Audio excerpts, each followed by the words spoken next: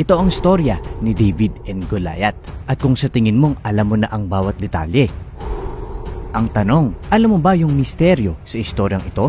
Ano yung mga hidden details o yung mga twist na natagpuan at ikinagulat ng mga eksperto na nagpabago sa mismong kwento?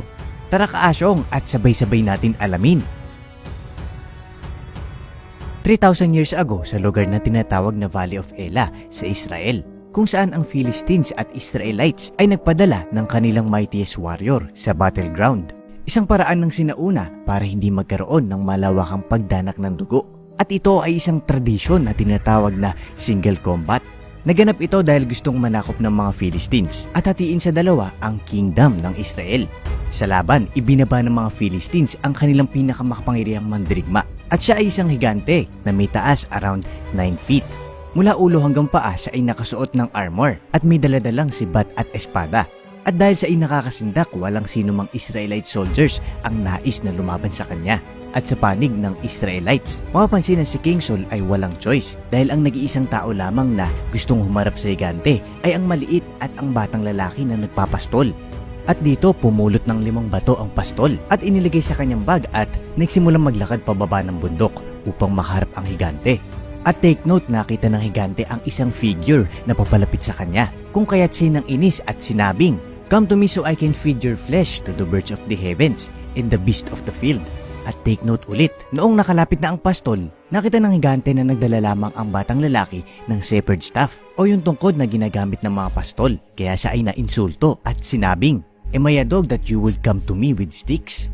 At ang pastol ay kumuha ng isa sa mga bato mula sa kanyang bulsa. Inilagay ito sa kanyang sling. Ipinaikot-ikot, inasinta at pinatama ito sa pagitan mismo ng mga mata ng higante sa kanyang most vulnerable spot. Kaya siya ay tumumba at naging unconscious o nawala ng malay. At dito nakakuha ng pagkakataon ang pastol at kinuha ang espada ng kalaban. At ito mismo ang pinangpugot sa ulo ng higante. At sa ginawa ng pastol, ito ay nasaksihan ng mga Philistines kaya sila ay tumakbo.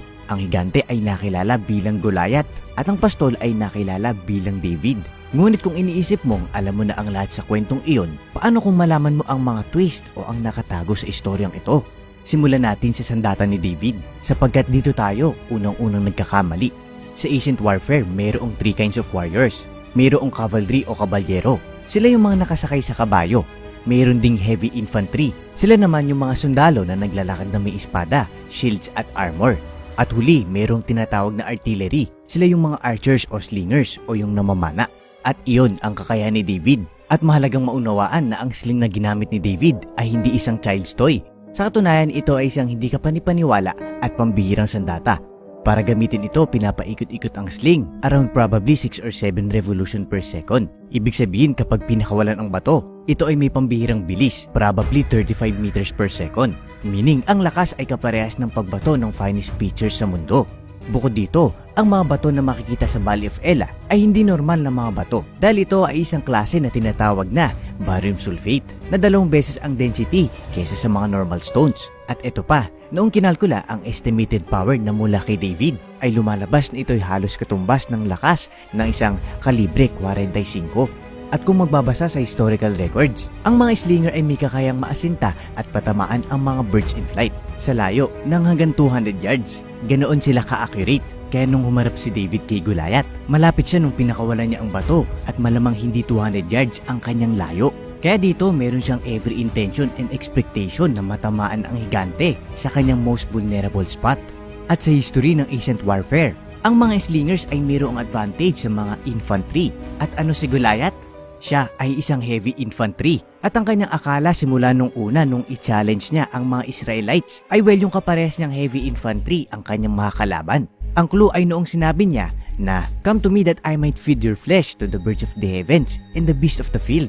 Ang key phrase dito ay "come to me." Lumapit ka sa akin dahil maglalaban tayo, hand to hand. Well, siyempre sa part ni David, hindi niya lalabanan si Goliath sa ganoong paraan. Bakit niya yung gagawin? Siya ay isang pastol na gumagamit ng sling upang i-defend ang kanyang mga inaalagaan laban sa mga leon at lobo. Ando doon ang kanyang lakas.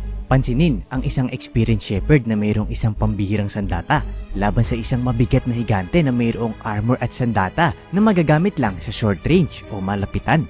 Well, in reality, sa ganoong sitwasyon, the giant doesn't really have a chance Kaya't bakit patuloy na ipinipilit na ang pagkapanalo ni David ay isang katang-isip lamang? Sa totoo lang, hindi lang si David at ang kanyang sandata ang ating na-misunderstood dito. Dahil pati si Goliath ay hindi natin lubos na naunawaan. Ngunit bakit at ano-ano ang mga ebidensya?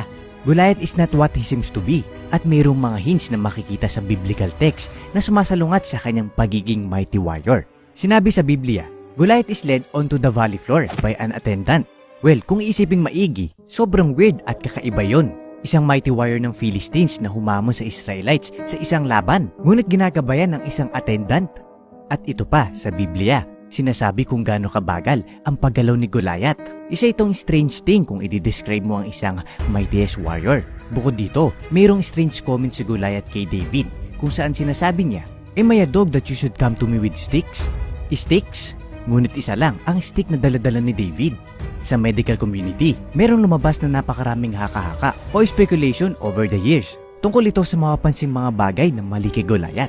Isa na rito ay yung tungkol sa teorya patungkol sa height ni Goliath. Si Goliath ay higit ang taas sa mga tao sa panahong iyon, far out of the norm, kumbaga hindi normal.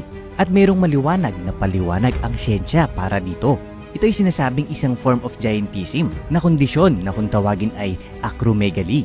At ang acromegaly ay sanhi ng pituitary gland na naglalabas ng labis na human growth hormone. At sa kasaysayan, maraming mga pinakakilalang higante na mayroong acromegaly.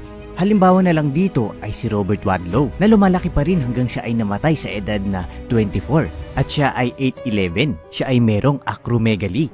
Ang wrestler na si Andre the Giant, naalala nyo rin ba? Meron din siyang acromegaly. Ayon sa siyensya, ang acromegaly ay mayroong side effects na naiugnay dito. At ito ay may kinalaman sa vision.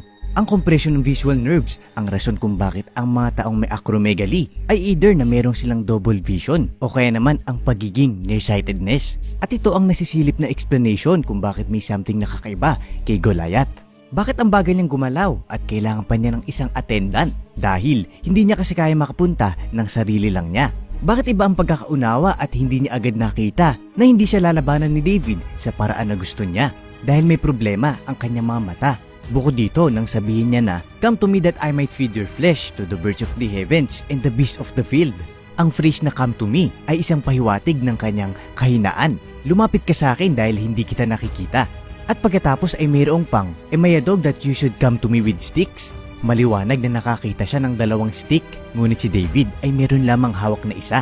Kung kaya't ang mga Israelites sa bundok na nakakita sa higante ay inakala na siya ay isang extraordinary, powerful foe. Ang hindi nila naintindihan at naunawaan na ang mismong bagay na source ng kanyang apparent strength ay pinagmulan din ng kanyang kahinaan. Ikaw Kaasyong, tutulad ka ba sa mga Israelite na pinuno ng takot ang kanilang sarili base sa kanilang nakikita? O tutulad ka kay David na pinaubaya ang kanyang buong pagkatao para sa Diyos? Ano sa palagay mo?